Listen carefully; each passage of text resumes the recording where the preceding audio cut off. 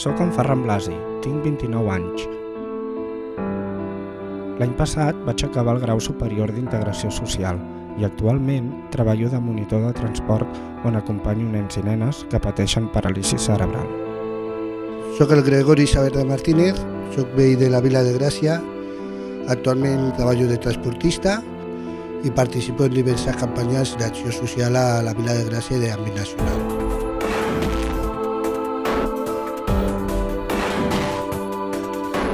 Crec que la cultura popular és una eina que ens serveix per expressar tant internament a dins del territori com a nivell internacional una peculiaritat que ens fa com a poble recórrer als avantpassats i recuperar la memòria històrica a través de les danses i balls populars. El passat 11 de setembre de 2012, en el marc dels actes de l'esquerra independentista en el Fossar de les Moreres, vam mostrar les fotos de les preses polítiques catalanes Marina Bernadó i Lola López. Vam portar les fotos perquè creiem en la solidaritat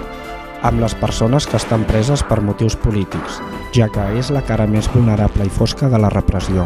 on aprofitem per denunciar la dispersió constant que estan patint a milers de quilòmetres de distància de les seves cases i famílies, així com també la vulneració de drets humans a la qual estan sotmeses.